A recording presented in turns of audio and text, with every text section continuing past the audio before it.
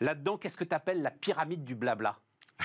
Alors la pyramide du blabla, on est en plein dans ce que, en partie, tu viens de décrire. Ça, c'est une notion que je dois à un de mes collègues, Renan, que je salue au passage. La pyramide du blabla, c'est de se dire que si on veut vraiment comprendre ce qui va faire l'usage d'un produit, c'est pas en faisant des enquêtes qu'on va y arriver. C'est-à-dire que si on demande aux Français, par exemple, s'ils sont prêts à acheter des produits verts et à payer 10% de plus pour avoir un produit vert qui soit made in France, etc., je pense que les réponses vont être faramineuses, 80%, etc. Si on regarde le comportement derrière, mais pour des raisons factuelles, le mur de la réalité, bon, les gens ne se comporteront peut-être pas comme ça. Si on prend des choses même plus simples, comme on demande à quelqu'un combien de fois il se brosse les dents par jour, la réponse standard, ça va être 2-3 fois. Enfin, bref, quelques exemples comme ça qui font que ce qu'on répond, même bien intentionné, est souvent en décalage avec ce qu'on fait réellement. Donc la seule façon de savoir si un produit va marcher ou pas, c'est pas en faisant des enquêtes, en interrogeant les gens.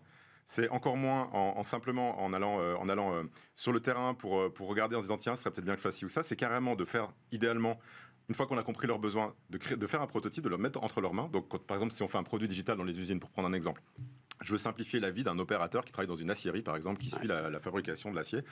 Et donc, je me dis que ce serait peut-être une bonne idée de lui mettre entre les mains un téléphone pour qu'il puisse suivre le stock qu'il va avoir dans le parc à ferraille, par exemple, pour savoir la composition du stock. Je dis n'importe quoi. Non, mais c'est bien, si je veux faire ça, il ne s'agit pas d'aller juste demander à la personne tiens, est-ce que tu serais intéressé par avoir un smartphone pour suivre En général, la personne va dire ah bah oui, pourquoi pas, ce serait intéressant. Est-ce que tu l'utiliserais? Oui, je l'utiliserais, c'est sûr.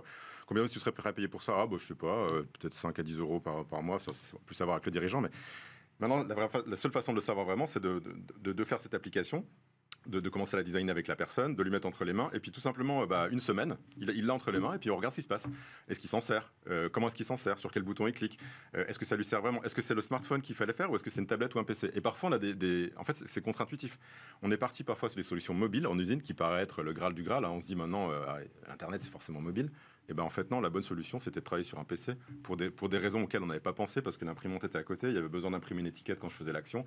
Et donc, se confronter à la réalité, c'est hyper important pour savoir quels vont être les comportements des gens. Et donc, à l'échelle c'est vrai à l'échelle d'un atelier de fabrication, si je veux améliorer l'atelier de fabrication, mais c'est encore plus vrai, évidemment, si je veux faire un nouveau produit pour mon client final ou pour le client du client.